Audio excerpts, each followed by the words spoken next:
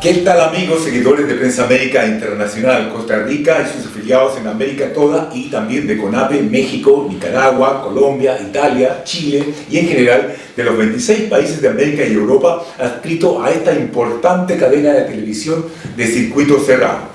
Hoy, desde las dependencias del Departamento de Humanidades de la Universidad Tecnológica Metropolitana en el mero centro de Santiago de Chile, vamos a platicar con nuestros invitados sobre un tema cultural, sobre el libro Chile y Darwin, la respuesta al evolucionismo desde 1869, de los autores Guillermo Latorre de la Universidad de Indiana del Sur, en Estados Unidos, y de este servidor, Zenobio Saldivia, de nuestra querida Universidad Tecnológica Metropolitana.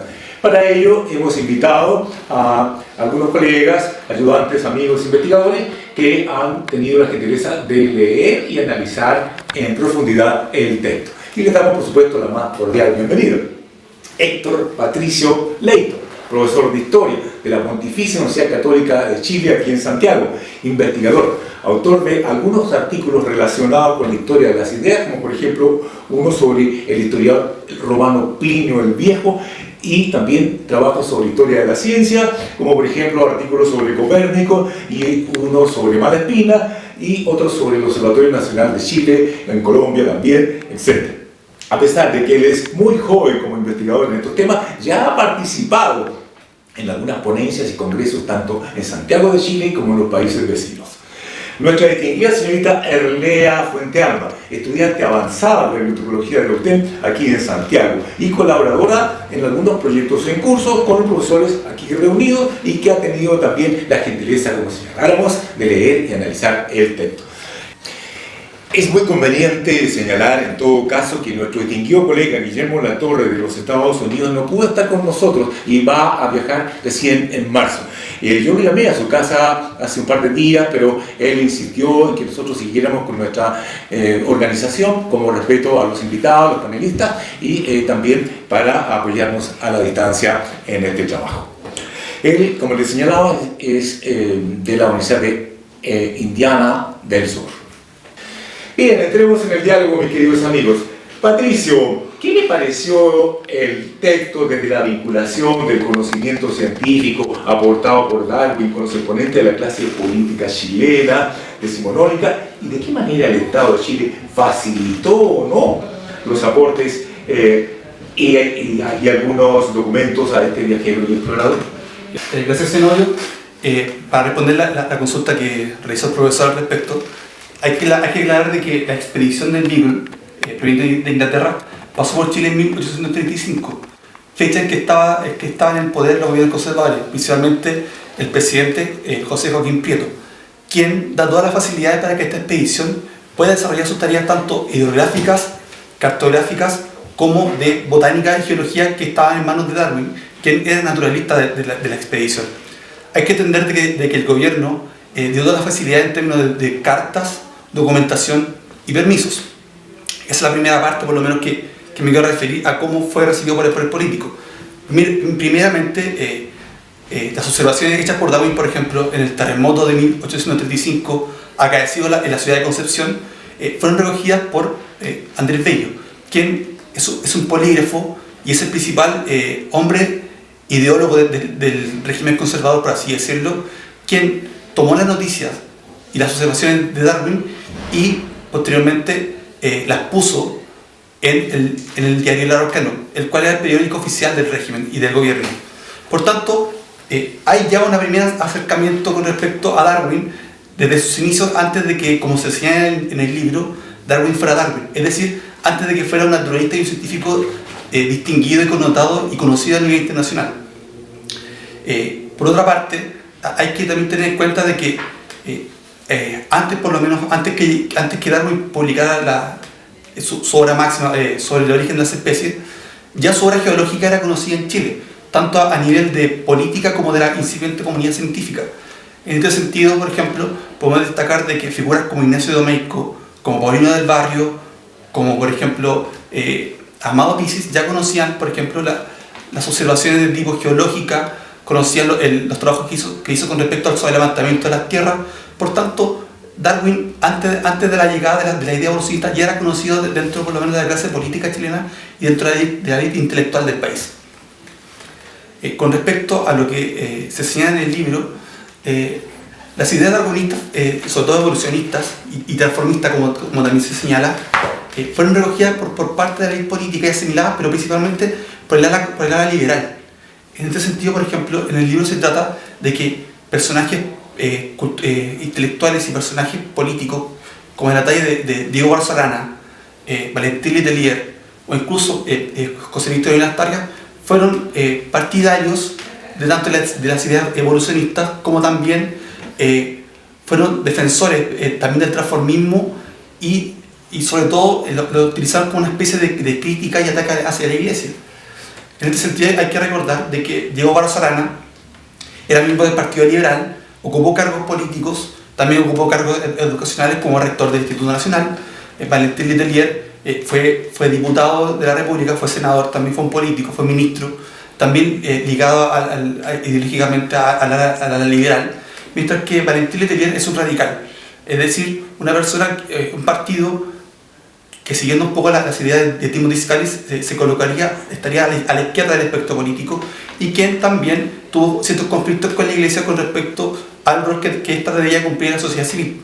Por tanto, podemos ver de que hay una parte de la política chilena que recibe bien las ideas de Darwin, ya por lo menos ya hay un conocimiento de tanto del autor de la teoría de la evolución, tanto a nivel cultural, y esto también tuvo esta repercusión de tipo político. Gracias, mi estimado investigador. Bueno, creo que antes de compartir con Herrera Fuentealba también es conveniente comentar un poco desde una perspectiva global de qué trata este libro, ¿no? En realidad fue un esfuerzo que partió a fines del 2011, 2012. Recuerdo que en enero del 2012 vino Guillermo Latorre a mi oficina y quería trabajar en un artículo sobre Darwin y la reacción de la comunidad científica, principalmente católica, y trabajamos en eso. Efectivamente le agradecí la invitación, pero en ese tiempo era solamente un artículo que después lo publicamos, pero fuimos madurando y profundizando el tema. Y nos fuimos especializando también en la investigación. Por un lado me correspondió entonces hacer el seguimiento y un catastro de todos los científicos del periodo desde 1869 hasta el comienzo del siglo XX para estudiar entonces la postura que ellos iban a tener en relación a las tesis evolucionistas. Y por su lado, mi estimado Guillermo Latorre empezó a trabajar la reacción desde el punto de vista puramente intelectual de los pensadores y vinculados a la Iglesia Católica, especialmente a la Iglesia Católica. Y bueno, por supuesto, las conclusiones, aunque sea un poquito apresurado presentarlas ahora, pero de todas maneras por el lado de la parte en relación a la comunidad científica, llama mucho la atención el hecho de que estos investigadores prácticamente no reaccionaron en cuanto a las actitudes peyorativas, burlescas y a veces hirientes que les emitían los intelectuales muy conservadores y también los católicos más tradicionalistas. Ellos como que simplemente querían seguir trabajando en su comunidad científica, incluso casi entre ellos tampoco se ponían a discutir. Simplemente da la impresión que muchos de ellos eran protestantes, el caso de Filippi, por ejemplo, de manera que como que era muy cuidadoso para no entrar en conflicto con un país donde era altamente católico.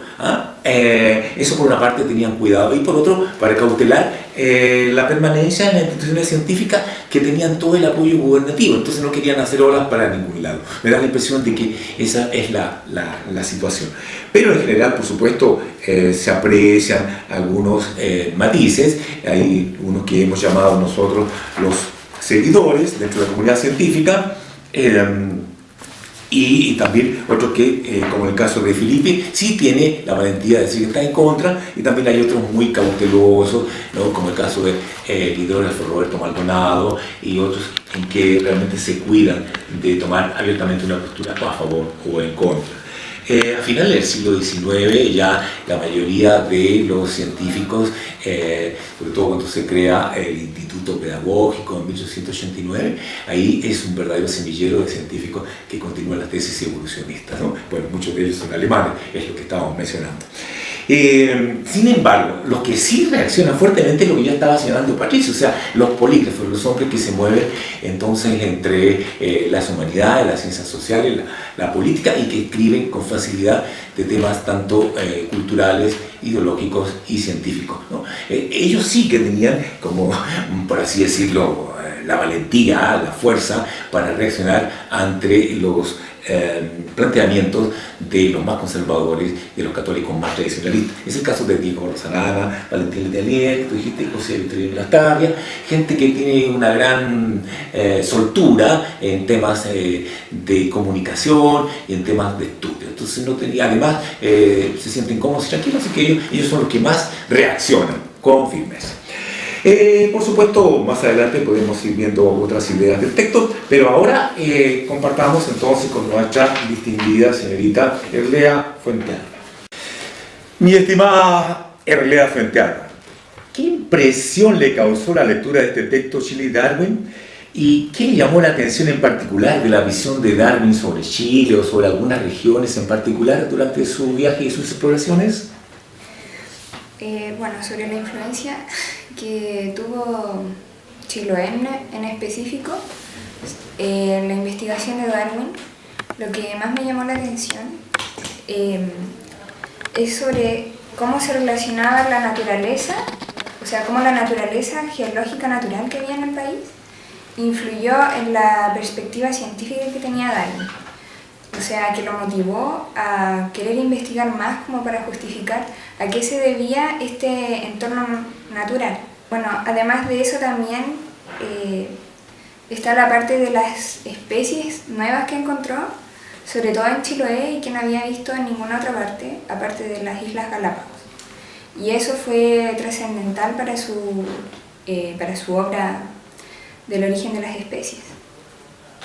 Bueno, nos despedimos y agradecemos cordialmente a nuestros panelistas y a Prensa América Internacional y CONAPE México. También, por supuesto, a ustedes, nuestros fieles seguidores de estos medios de televisión de circuito cerrado, que nos siguen por más de 26 países en América y Europa. Nuestro saludo cálido y afectuoso desde Chile y, por supuesto, nuestro reconocimiento y gratitud a ustedes, latinoamericanos todos.